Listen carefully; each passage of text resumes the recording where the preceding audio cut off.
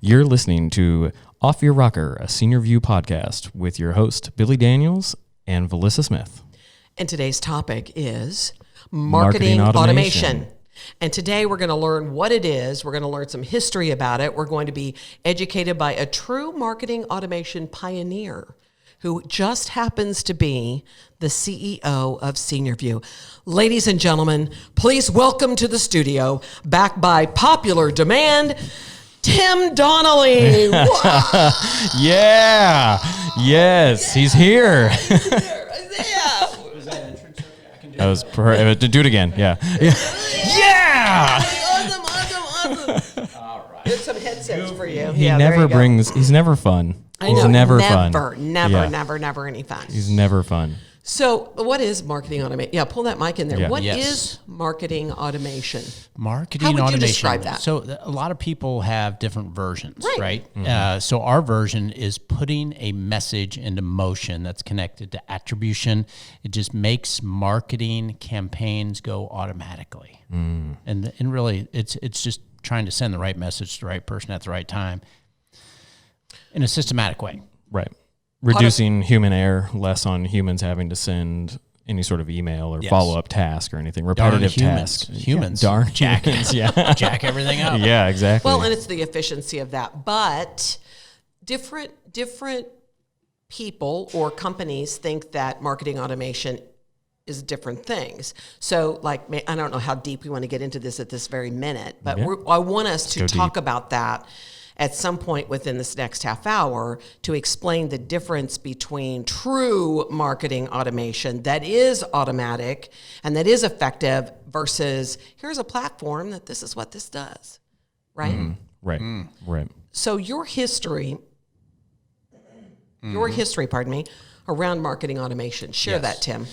So the genesis of our marketing automation journey, which it's all about the journey. I like it. It started back in 2002. So we were providing marketing automation to a certain extent, but it really went to a new level. We put it on steroids in 2002, and that's when somebody introduced me to, and I mentioned his name before, I think, on the last podcast maybe, Lance Melber, the CEO of eSmartLoan.com at the time. Somebody introduced me to him.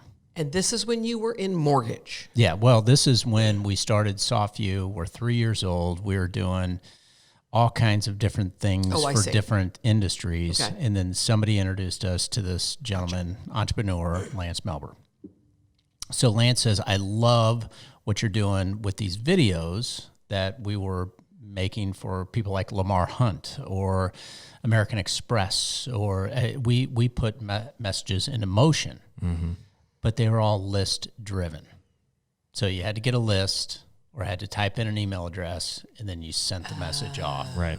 No triggers or anything. And so Lance Melber said, absolutely not. We're not going to do that. And I'm like, okay, how's this going to work then? He says, I'm going to send you an API, an application programming interface, which is just an electronic request to go do something. And I'm like, cool, I think we can do that. I think. And so his a phenomenal developer, Aaron Rhodes, I still remember his name, great guy.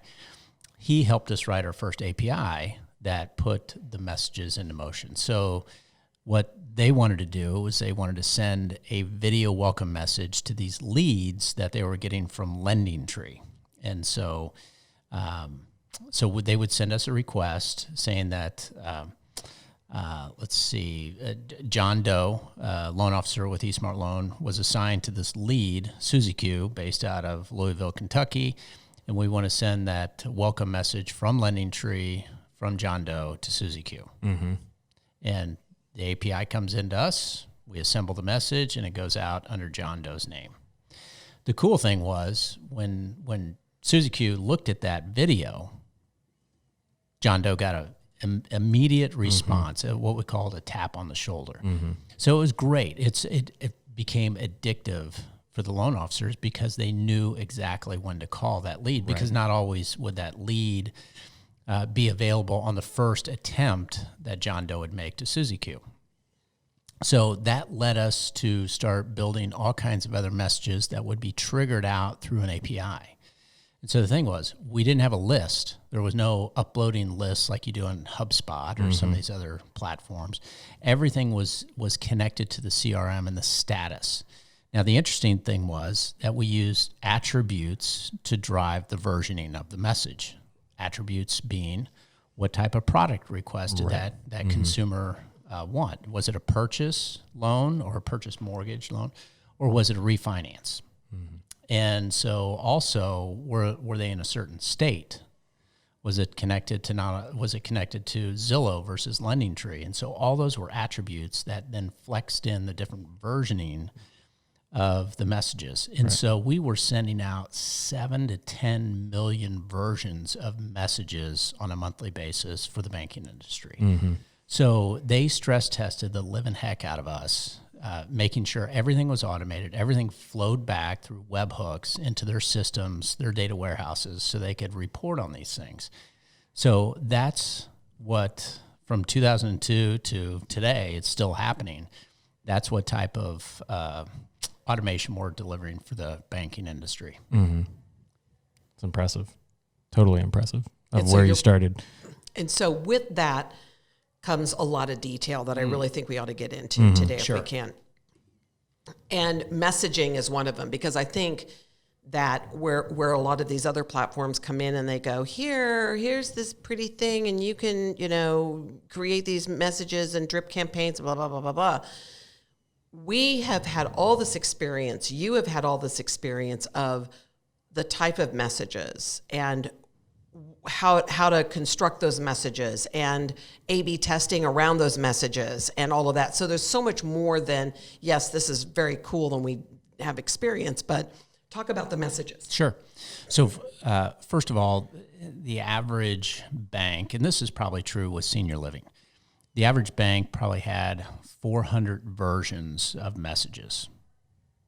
So when you think about whether it's product or if it's purchase, refinance, home equity, car loan, if it's from LendingTree, Zillow, if it's a VA, like a Veterans Administration loan, all those are variations of the messaging. And if you think about this in senior living, you've got independent living, assisted living, memory care, skilled nursing. You've got whether it's subsidized or private pay, whether or not the adult child is involved. All those are going to drive different variations. Right. What we found is that if you focus on the customer journey and monitoring the engagement rates, and furthermore, success rates down the funnel, you should start optimizing those experiences based on the data. Right. And that's where A/B testing and multivariate testing come in. So when you break down the components of an email, when you break down the outcomes of that email, you start to get into data science. And if you really want to optimize the experience that you're delivering for that customer, in this case a family, you have to have that level of insight, and you have to have the ability to test and learn very quickly. And what's crazy is years and years ago, we knew our platform, this is talking in the banking industry, we knew our platform was built for the banking industry, the mortgage sector of banking. And we couldn't use it for our own internal purposes because it was so customized. Wow. Right. And so what we ended up doing is engaging with Pardot, which was acquired by ExactTarget, which was acquired by Salesforce.com. And we had a half dozen marketing engineers on our team trying to build out a business-to-business marketing automation strategy. And it was too onerous. It was too cumbersome. And so we spit the hook. And that was like $36,000 a year for our little tiny company. So we said, you know what? We're going to try HubSpot. I had the opportunity to meet the CEO from HubSpot. I introduced him at one of our entrepreneurial events here in the Midwest. And so we engaged with HubSpot. Great experience of onboarding. terrible experience in managing, again, the complexities with that system. And it was so difficult to connect that system to our system. Right. Everything had to be managed through lists. Yeah. Which is what you were talking about at the beginning. Yeah. We're not going to do that. So guess what? We spit the hook. So we said, all right, we're going to go back. We're going to go back to Pardot. Again, for business-to-business purposes, because we were so deep with Salesforce at this time. And again, we just could not keep up with the level of complexity that system requires you to not only know, but to continually monitor. So that talks to the fact that some systems may be great, but you need an army of people to manage them. Right. And so if you went to Pardot or if you went to HubSpot for execution of those campaigns that you want to deploy, good luck. They just don't provide that as a service. You have to go to a third party. Yep. And so we learned, and this is what we preach, is that if you want to leverage a platform that provides marketing and automation functionality, it would be nice to go to that same company for services that are connected to that platform. And so that's what we did at SoftVu. That's what we're going to be doing at SeniorVu. We're doing that today. And really that's just going to simplify everything. It's going to be seamlessly connected to all the other systems out there. None of this list management. And so that we just found that that's the best approach. And it was just so much more efficient than once you flipped it over to that. Yeah, it was. And it gave full transparency, full visibility into not only what was happening at the top of the sales funnel or with the engagement rates of these campaigns, but it led you to believe or to see, the engagement rates that led to success. In this case, a move-in. So really, it's all about being able to see the full journey and the continuum of this customer, this family that's going through this process, and to see what moves the needle with respect to engagement, with respect to the experience that they're encountering. So talk a little bit more about that. Give us some detail about the transparency for those who don't understand how much transparency SeniorVu provides. Yeah, well, I mean, I can talk to it, but Billy could probably talk to it more on the digital marketing front. I mean, it goes back to the attribution side of things and not what you talked about of attributes of the different types of programs that they would be. What we're meaning by attribution we're recognizing the source of which these leads are coming from, how they're engaging. So whether that would be the channel could be slightly different, is Google Ads could be what drove them to the website, but they came in through a form fill. So the form fill would be the channel of which the medium that they came into the system. Well, you can vastly tailor those messages differently with the data that you're collecting on those form fills versus your phone calls, or vice versa. Is you could have a different message go out to someone that you had a conversation with versus someone that just engaged with your brand through a form fill. And that's what we're doing, is sending out a different message based on those interactions that we have with the consumer. So they come and they've provided something for us in terms of a form fill. We might not get in touch with them right away, but we're still dripping on them with different email campaigns until we get that contact attempted stat, or past that contact attempted status to where we're contacted with them. But then it's what I kept thinking about as you were talking earlier was how you could progressively profile a lead and utilize that information in your down funnel messaging campaigns. And I think What do you mean? Meaning that the message is, Tim talked originally about the message changes. You got to have the right message at the right time. Is if they come in as a form fill. We talked about this on the digital marketing, podcast. the last podcast, about how many fields should you have on your form, what's appropriate to get highest conversion. Well, you're not going to put 27 different fields on your form because you're probably going to limit the number of people that'll fill it out. But you could get more information as you continue to have a relationship or conversation with them, which then in turn can change the messaging down funnel as you gather that information, knowing maybe that there's an adult child in the mix and it's the daughter or something like that. You could tailor your message down funnel to say, we'd love to have a conversation with your daughter and see what time we could set that up, versus just sending a standardized message that won't convert. You want to customize and personalize these messages as much as possible. So another word for profiling is personas, right? Yes. Yeah. And so building a persona of a family member connected to maybe a community that they've engaged with. So the machine learning that we capture on the back end, which we have for the past 4 years, the machine learning, understanding how these different personas that are looking at senior living, senior housing, and how they engage based on their persona or based on any attribution that is introduced during that journey, will help us better understand what to do in the future and to test and learn. Right. We'll have theories that because this was the adult daughter and she was representing her father, right, in a certain geographical area for a certain type of care, and there's all kinds of other attributes, demographic information, we'll be able to learn how to better deliver an experience that yields a predictable result. Right. I think a time of day or day of the week too is adding those in there of there might be a certain hour of the day that you could call the daughter that you are more likely to produce the result you're looking for versus calling at 9 a.m. Maybe 6 p.m. is a better time to call. And so, again, looking at what we did in the banking industry versus what we're doing in senior living. So in the banking industry, we just had a little tiny sliver of the pie.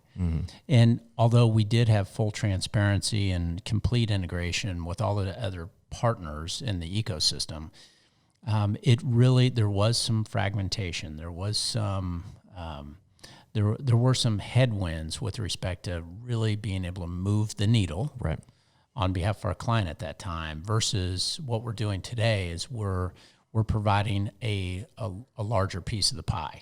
So generating the lead, providing the contact center, providing, all the other marketing activities associated with this journey. And we can take action much quicker to optimize that experience versus dealing with another partner. Right. And there's no question you're always going to be partnering with other companies to help deliver that experience. Like our partner, SiteStaff, on chat. We don't do chat. Right. And so SiteStaff's a great partner that enables us to invoke that channel of messaging into the mix. If they hit a website or a landing page and that family member just wants to have a quick question asked, the integration that we have with SiteStaff is phenomenal. And that's going to deliver a great experience not only to the family, but to that operator, that community themselves, because now we've got a better working platform that provides greater transparency on what's really going on. SeniorVu is such a young company, going against, if you will, something like a HubSpot. So it makes it, that brand is so well known by everybody for other things. How are we trying to, express to people in senior living that this is the platform for them and helping them to understand the difference between them? Yeah. So first of all, I love HubSpot. And the reason why I do is because they provide a great experience for their team members, right? So they, on Glassdoor, if you went out there, it's one of the most reputable companies in the world. And kudos to them. And again, their founder and CEO is a phenomenal entrepreneur. Love the guy. But here's the challenge that they have is when you get into the nuances of an industry and you need to know the different terminology and the cadence at which certain process points are invoked into the journey. They don't know that. Right. So the way that I would describe them is that they go an inch deep and a mile wide. Right. And our focus is to go an inch wide and a mile deep. Right.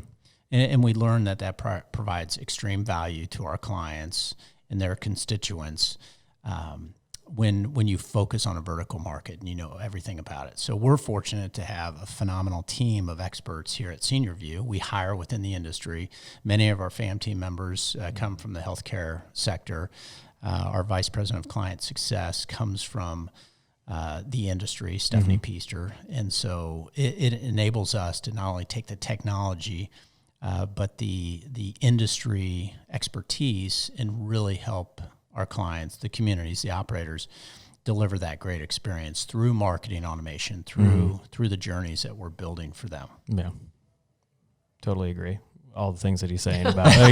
I'm just I'm just sitting here thinking about the HubSpot of what makes it a challenge is what you said. An inch deep and a mile wide is you have to have someone that is 100% focused on maintaining their HubSpot platform. Yeah.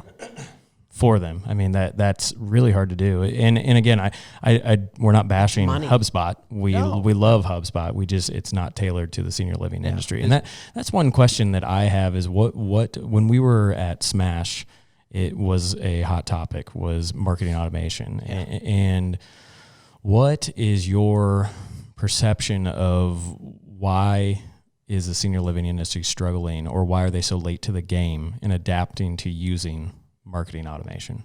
And maybe they're not. Maybe maybe a lot of people probably are. I don't want to offend people who are, but at the same time, I feel like the majority are not. Yeah.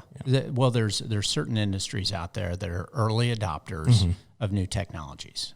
And so I think everyone knows from the $100 million that Quicken Loans has spent on marketing this thing called Rocket Mortgage.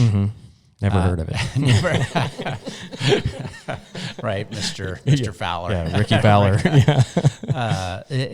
So there are certain industries that really embrace technology, and there are certain industries that are focused on other things. If you think about senior living, they need to be focused on care. Yeah. And so it makes perfect sense that they're not going to be an early adopter on something like marketing automation. Right. Now that they've figured out how to build some repeatability in the level of care that they provide, because they've been doing this for so long, they're now just starting to dip their toe in the water for marketing automation. Some operators, some communities out there are early adopters. Kudos to them. Yeah. However, there is just a green field of opportunities out there for us to help them see the value in it and to execute on the strategy. And so not only with the platform, but the coupled services. That's, again, going back to the pain point of the concept of marketing automation. You go buy the platform, and you have to burn so many calories to configure it and then to manage it on a go-forward basis. Right. The number one constraint is being able to update the content. That's typically the stranglehold on this whole initiative is, okay, you put it in place, you think you can set it and forget it. No. You can't do that because you have to be learning constantly. And with the baby boomers, coming in like they are, things are changing constantly. And if you don't change your messaging, if you're not learning the efficacy of your messaging, you're probably gonna spit the hook like somebody else I know. Yeah, I can remember doing a bunch of work in ExactTarget, and through the data extensions and pulling in customer information and creating dynamic content in the emails, and got done with doing that for a month, and it was like, I have to start over now because I have to, what have I learned? There's been a a month-long initiative that has gone on. Now I have to start digesting the data and figure out where do I need to adjust? Yeah. And it's just a cycle that keeps going. So the messaging content of that is definitely the hardest part because you're getting a constant feed of data that you have to be able to adjust almost in real time. And that's the beauty of what we have here is being able to have the ability to adjust quickly with our messaging content. Yeah. So is email marketing still and marketing automation, is it still relevant?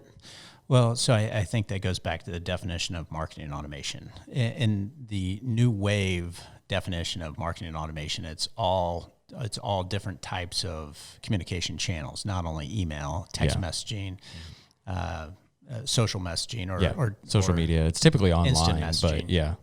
So those are different channels, and direct mail still is somewhat of a channel. So that term omni-channel is very relevant to marketing automation. And so as a provider, you have to be able to deliver all those different elements to the equation when you're delivering marketing automation solutions. Yeah. So and that's what we do.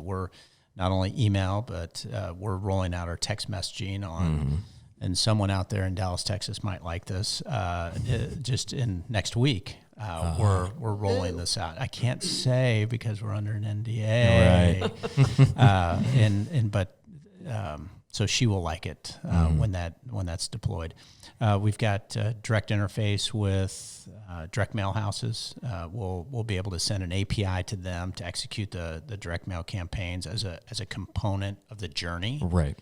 And through the digital marketing channels, we're executing a variety of we push touch points. Remarketing list in terms of where they are in the journey as well. Those all feed directly back into our digital marketing campaigns. So strong stuff, good stuff. Bob talked about that when he was here. So yeah. So is there anything new on the horizon around marketing automation that you have heard or seen, or is it in your brain that you would like to see us do? Well, yes, there is. So when you think about what's in front of senior living, there's this, I'll create an analogy here. So Southwest Airlines has this term called transparency. Oh, very clever. Yeah. And so they're the ones that are really pushing the needle on fares and how transparent they are with their fares. Senior living is going to have to do that same thing. If you listen to the calls that our family advocates make to the families on behalf of our clients, you'll notice that rates or fees or the rent comes up in a majority of the calls. Same with site staff chats. Yeah, That's exactly. typically the number one question. And so mortgage used to fight it. They don't want to sit there and expose their interest rates. They don't want to talk to us. I want to talk to the consumer. And tell us your story. It doesn't work. Yeah. As a consumer, when you want to book a hotel room, you want to know what the rate's going to be. When you're looking at a mortgage, you ask the question, what's your interest rate? Yeah. So in this case, I think it's just a matter of time before the industry has to adopt transparency. And so that comes into play with respect to marketing and automation. How do you build that into the mix? And so we're releasing some secret sauce in the next 30 days connected to our contact center. And so that's going to be very, very much connected to marketing and automation. We're going to use some AI tools that will enable us to invoke certain messages based on conversations. Whoa. Yeah. Interesting. So it's fun. We're having a great time with the whole concept of marketing and automation. And to your point, that AI is going to be a very big component on a go-forward basis. I'll never forget this. I had a conversation with somebody at Google. This is probably in 2006. And so at that time, they were looking at deploying a mortgage comparison shopping experience for Google visitors. So you could actually get interest rates listed right through Google, just like you can on the for search page. Yeah, it's right there. Exactly. And so their first question was, can you build the messages on the fly? Can it be automatically created without human intervention? Darn humans. Darn humans. Back to that human again. Yeah.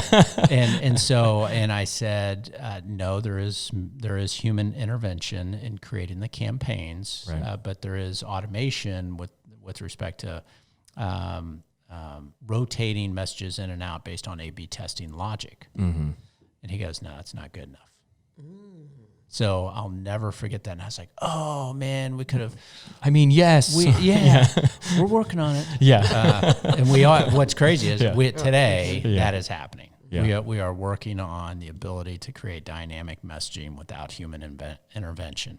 Now, the only thing is it's only applicable. It's only applicable if that client would approve it. And so in banking, every single message had to be approved by the compliance department. Right. This industry is not to that extreme yet. I believe it will be sometime in the near future where you get into, having a marketing and automation platform that is SSA 16 compliant or HIPAA compliant. Today, not all marketing and automations are compliant. Ours is because of the mortgage industry required us to have these extreme tight securities put on our platform and our systems in general. So I think there's more to come with marketing automation. I think AI is going to drive it. Mm-hmm. Yeah. I would you mentioned in your rates, and I think it goes a little bit beyond that in terms of what comes with the rate. I think there's transparency of what care is available. I guess, what are your thoughts on that? Of is it more than that, or what else can we be more transparent with in the industry? So the question would be, why can't senior living operators disclose all their rates? Right. Or the services with the rates is what I'm saying. Yeah. The amenities or the fees associated with certain services. Mm-hmm. I don't understand why they can't include those in the mortgage industry. There's this thing called a good faith estimate, a GFE. Mm-hmm. And so you have to disclose that as part of the federal regulation process because of Dodd-Frank. And so you have to disclose all the fees if you're going to provide a quote. All the fees. Yeah. So the mortgage industry hated to do it. They did it. And you know what? It was for the greater good. Yeah. It helped the consumer make faster decisions. And hey, guess what? Senior living industry, you can get people to make faster decisions if you include rates. Right. It's amazing. Yeah. I just keep it going back to they could qualify themselves before you even have to have a conversation with, they could speed things up. Exactly. That's what you're saying. And you give control. You feel like you give control to the family. Yes. You empower them with more information. Let me make the choice. Make the choice instead of you forcing it down. Yeah. But I will say this, that the same thing happened in mortgage, is that not everyone adopted the concept immediately. Mm-hmm. So it took them time. And it was based on those owners in that industry, their personas. Some were early adopters, some were the laggers. Right. Some waited in line for 6 hours for that iPhone, some didn't. Right. So it takes all kinds of people to make the world go round, as my mom used to say, bless her heart. And I believe that eventually a majority of the industry is going to adopt this whole concept of transparency. Yeah, I love it. There you go. Well, no, this is great. So is there anything else around marketing automation, Tim, that will help the senior living industry understand the power of using that? I know earlier you talked about the transparency in terms of being able to see that journey all the way through, whether it's marketing automation or some other omni-channel element that shows them how to get a move in. Like we take it from move in going backwards and have that kind of transparency. How does that help them to be able to see all that? Sure. A couple of things. Number one, so if they partner with us in the very near future, they're going to be able to see the efficacy of all the different campaigns that we're managing on their behalf. And so if you do reverse logic and understand, the happy path of a move-in, and then the almost happy path of an almost move-in, you can understand where the roadblocks are. So we've got some technology that we're working on that will enable our clients to be able to see if a family is going down a certain path, and we know that path typically leads to a non-move-in, we can help invoke some sort of re-engineering of messaging or moving them to a different path. Maybe we'll call it the high path, the high road. And so that will get them back on track, that when everyone is on that path, they move in. Wouldn't that be nice? Oh, gosh. So that's really what, again, using our expertise from the past, knowing that you have to look at all these different analytical aspects to get people onto the path that you want them to be on, the path that they probably want to be on, that happy path. Who doesn't want to be on the happy path? I want to be on it right now. It's Friday. Yeah, it's Friday. Okay. Yes. Yeah. So it's really, that's what we're going to be able to help them with, is understanding those paths that are successful, typically successful, and those that don't yield the result that they want. So what is lacking on the community side that's keeping them from adopting this? It's like anything. It's like we're not experts on everything. We're experts on what we need to control and deliver value to our clients. Yeah. So it's and I don't mean adopting to using SeniorVu. Yeah. I just mean in general of marketing automation. What I feel like I'm hearing is there's a lack of visibility to the data to understand, to make these decisions. And so they don't even know where I was getting. Yeah. And it's like, they don't even know that they're not on the happy path. And what do they, it's kind of the data science or the data analytics that is kind of lacking in the industry in itself. Is I don't think I've ever had a conversation with a company in the senior living industry that has a data scientist on staff that is looking at that information. Sure. So it's again, I think it's knowledge, education, information that they're just not they're not accustomed to hearing or even seeking. I mean, they're absolutely seeking solutions to help increase their occupancy rates. Right. Some are very focused on that customer experience, that family experience, but there's a majority that just look, it's not on my priority list. So I think it's a matter of us creating some awareness and being there for those that want to learn. Yeah. And it's not, we're not going to put the sales pitch. We're just going to sit there and say, look, this is what's possible. Yeah. Whether you use us or somebody else, this is something that you should consider, because it's all about the customer experience. It's all about helping that family go through the process in a way that doesn't feel stressful, because I can empathize with them. My 5 siblings and I, it was tough, with my dad. We just didn't know what to do. And my mom, she wanted to stay in the house forever and be taken out feet first. And, fortunately we were able to help her do that, but it was stressful in both situations. And so if you can help mitigate that stress, take that away, that's what's most important. And I think you can leverage marketing automation to help do that, deliver a better message that provides that family to be more informed about the different options available. Yeah. It's two-sided. I mean, what helps the consumer does in turn help the communities and the salespeople and the sales and marketing people too. So, make life easier for all of them. Let's all be on the happy path. I think that sounds like a plan. You should title this The Happy Path. The Happy Path. That's the episode name. I love it. That's perfect. Today's guest on the happy path is Donnelly. I love it. Yeah. So is there anything else around marketing automation, Tim, that we haven't brought up that you feel like we need to talk about? Or that can be another show. Okay. No, wow, man. Yeah. All right. You just want to keep coming back. Yeah. Maybe. No, thanks. Like this episode. I know. Billy was doing that the other day. Yeah. Keep saying it, Billy. Keep telling him to like the episode. Right? Are we coming out? Are we done? We're done. All right. We're done for the happy path. We're done for the happy path. Well, you've been listening to Off Your Rocker, a SeniorVu podcast. Be sure to give us a like, a share, subscribe to the podcast, and we'll see you next time. Thanks, Tim. Got it.